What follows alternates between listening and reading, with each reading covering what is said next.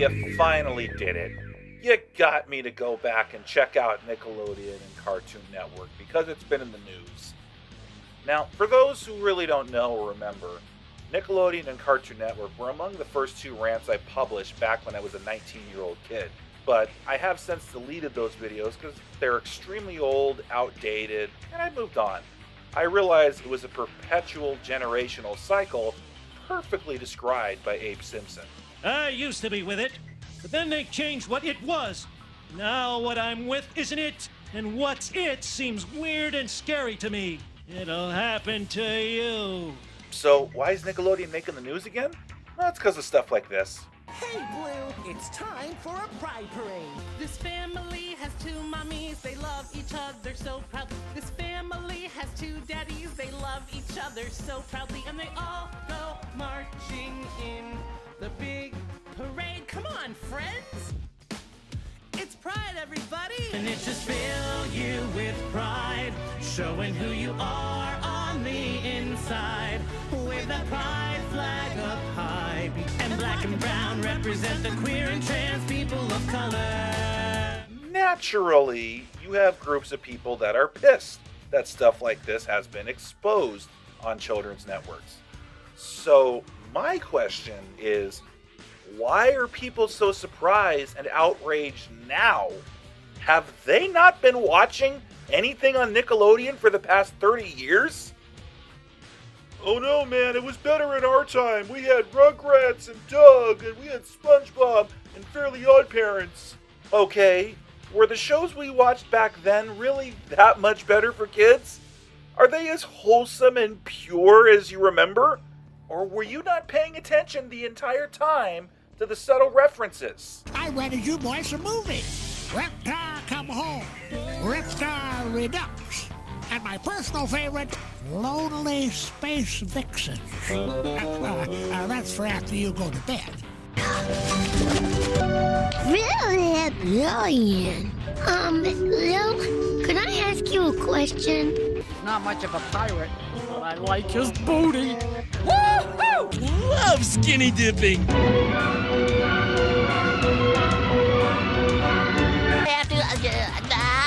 get my haircut. SpongeBob doesn't have hair. Or does he? Now let's take Rugrats for example. A lot of people don't seem to like the fact that in the new reboot, Betty DeVille is going to be openly gay. And when I heard that, I just remember thinking, come on, look at the picture of her from the original show. You're telling me you don't see an openly gay feminist here? Yes, she had a husband, but she clearly wore the pants in the family, and there's lots of married couples who have spouses that are bisexual. One of the funniest and notable episodes from the original series was when Tommy's dad and grandpa tried to pass Tommy off as a little girl to try and win a little girl's pageant. And there was, of course, the episode where Chucky and Phil experimented with wearing dresses. Wow! Pussies are a lot cooler. People want to bring up Doug? Are you forgetting the fact that his sister was the socialist hipster liberal arts major before that became mainstream? Try asking your sister, dear. I am not getting caught up in your bourgeois capitalist money-making scam. But Judy, it's for charity. Dougie, buying you a canoe is hardly what I would call a charity.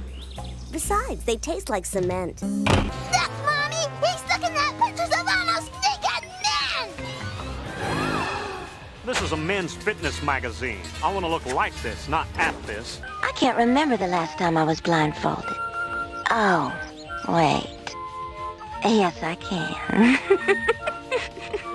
On Cartoon Network, one of my favorites was Johnny Bravo, a narcissistic, sexist womanizer. Hey, what the?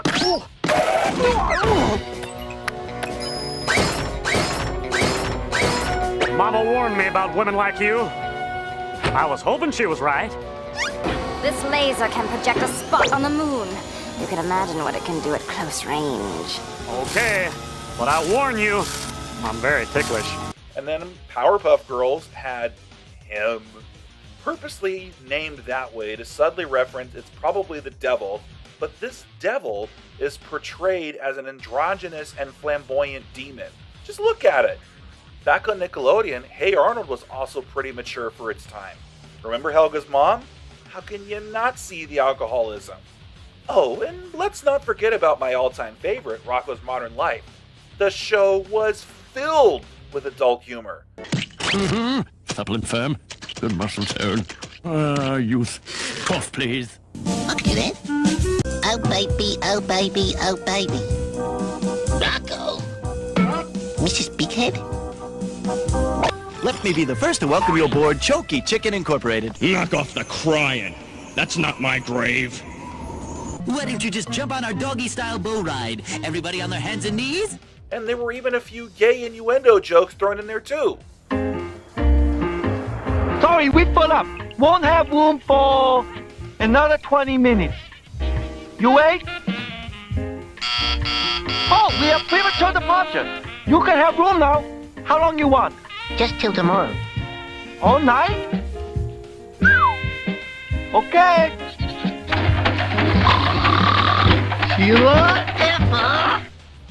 Seriously, the people who were outraged that the character Ralph Bighead became Rachel in the Static Cling special clearly didn't pay attention to how much the original show pushed the boundaries. And I could go on, and anyone listening can surely list more examples. So my point is, what we were watching back then was not that much better than it is now when it comes to, quote, non-objectionable, wholesome kids entertainment. One of my favorite series, Legend of Korra, ended with Korra and Azami becoming a romantic couple. The last visual seen on that show is the two of them holding hands and gazing at each other. And that was back in 2014. If there was a time for anyone getting outraged over an openly gay reference or a gay boundary being pushed on Nickelodeon, it was then. And since then, you've had shows like Adventure Time have the representation. Even the 2017 Lionsgate Power Rangers movie had the Yellow Ranger gay. So those of you who probably disliked this video before even watching it because you think I'm some obnoxious right-leaning tool who thinks anything new is the end of the world, might be surprised to hear that I'm actually not that offended by what they showed on Blue's Clues. But this little music video? Yeah, I could see where people might find it cringeworthy, only because of the presentation. I actually do not find the message that they're trying to convey wrong. And I'm sure a lot of people might appreciate it as something towards explaining what gay pride means to these people. And if it makes you happy, then I'm all for it. But there are probably many reasons why the ratings for the network have been plummeting reportedly. And I think there's a lot of people who are fine with gay rights and equality, but not necessarily a fan of every company every June sporting rainbow colors to show they're with it. There are those that are also thinking, well, hey, how come all the dead soldiers that died for this country only get one day of remembrance, but the gay community gets an entire month? When all they have to do is look up and see that May is National Military Appreciation Month. And then there are those who are just tired of having what they perceive as woke SJW identity politics being shoved down their throats all the time. So they don't like that the networks themselves are deciding when to teach kids about it instead of when parents choose to. Maybe the ratings are going down and have been going down because the programming is trash, regardless of Pride Month specials? I don't know. I don't watch Nickelodeon nor know anything that's going on currently to decide that. But at least I can tell you that the older shows that I watched back then weren't exactly Sunday school appropriate either. It's in the kitchen. Oops. Clumsy me. That's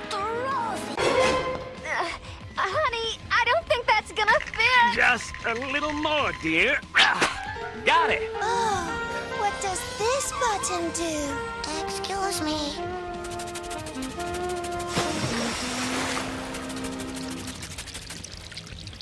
Let me help you with that. Us in his laboratory by accident. Well, what can I say? Don't worry, Professor. I was an accident too. My darling, have I ever told you about the birds and the bees? Hey there. Love is in the air. Can't you just smell it? But the thing is, it's 2021. The country legalized same-sex marriage a long time ago. And of course, we have Pride Month. Not only is there a much bigger acceptance of this lifestyle, but more and more kids are growing up aware of it, whether they want to be or not. So I don't necessarily see what Nickelodeon is doing as pandering to a small percentage of the population. I just simply see it as an indicator of progressivism, I guess. And I don't see anything wrong with introducing subtle but age-appropriate things. But the question is always, okay, how would you approach this, Coyote? And I don't have that answer. And that's one of those things where I'll know the answer when I'm faced in that situation when I become a parent. Do I think that 4 or 5-year-olds need to learn the explicit details of trans people's bodies? No. I can agree with you there that there is a time and place for kids to learn this information. But I get it. Parents want children to maintain their innocence as long as possible before the real world ruins all of that. I miss when I didn't learn about Bill Clinton getting a blowjob when I was 10. For some reason, that got around. I miss the days when members of my extended family were not seen any differently because of who they voted for, and that we didn't have to really be careful about our political opinions at our family reunions. When most of us were 7 to 8 years old, we weren't thinking about our orientation or anything to do with identity politics. We were daydreaming about what our flavored drink would be after the Little League game was over, or we were looking forward to renting a video game to play it all weekend, stuff like that. Growing up with my shows, was I aware of a lot of these jokes? Or did I get all the subtle references to adult humor, some of which was borderline gay innuendo? No. I hail from a different time when saying that's gay usually meant that's silly or that's stupid. And yes, it was a different time, so a lot of teens my age were throwing the word faggot around as an insult, especially when trash talking to other players in sports. Keep going, you fellows! Off the fucking ice, you faggot! Oh, you must be really hurting. No problem. Get off the ice, you pussy. You're the best. Lay on the ice. You're the fucking best, fellas. You lay on the ice like a superstar. You lay on the best, fellas. You lay on the ice like a little. Lay on the ice like a fraud, fellows. You pussy. You fucking woman. You fucking puke. Get up, you faggot. Balls, you fucking tit fucker. Which one is the fag? And then all of a sudden we couldn't say it anymore without being accused of being anti-gay. And then I actually one time got suspended as a coach for simply saying that's gay on the ice because one person happened to be gay and got insulted. That's just the world that I've had to learn to live in. And when it comes to proper time for parents to teach their children, I think it's a case-by-case basis. Kids raised in conservative religious households might be so sheltered that they may not even be exposed to this lifestyle until later in life. Some of them probably never get taught about it until they leave the house and go to a liberal arts college. And then the parents wonder why their sheltering tactics didn't stop their innocent daughter from becoming gay. But if you're someone who grows up in a much more liberal city, then there is a chance that you already got exposed to the lifestyle at a younger age. You might have seen 2 women kiss while eating out at a restaurant, and you asked your parents why'd they do that. You might have had a friend with 2 moms or 2 dads and wonder why. Or in some cases, you might know a prepubescent child on your soccer team, get uncomfortable with being called their birth name of Emily, and insist on being called Eric.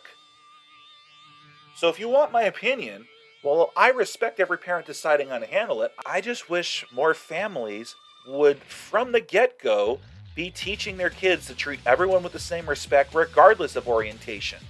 The last thing we need are people that my nephew J-Map dealt with growing up when he was yelled at for saying he didn't find anything wrong with being gay. Yeah, a couple of grown adults yelling at a 12-year-old for just expressing his opinion. That's classy. So I guess we can ask, well, how can a generation who grew up on Nickelodeon from the 90s to 2000s grow to be so offended by more boundaries being pushed? Believe me, I hate the whole, you can be diverse as long as you're diverse our way, as much as anyone. As someone who was bullied as a child, I'm all for preaching tolerance toward people that are different, but not by fighting intolerance with intolerance. You can't tell me you're the resistance who preaches diversity when you're telling everyone to conform one way. I hate it when religious nuts do it, and I hate it when far-left extremists do it. Bottom line, what they're doing on Nickelodeon is not going to stop. And even if the ratings keep going down, they probably won't care. Where do I draw the line? As long as what they're doing on Nickelodeon is trying to spread a positive message, then I don't see the issue. Some may see that commercial and think, cool, not for me.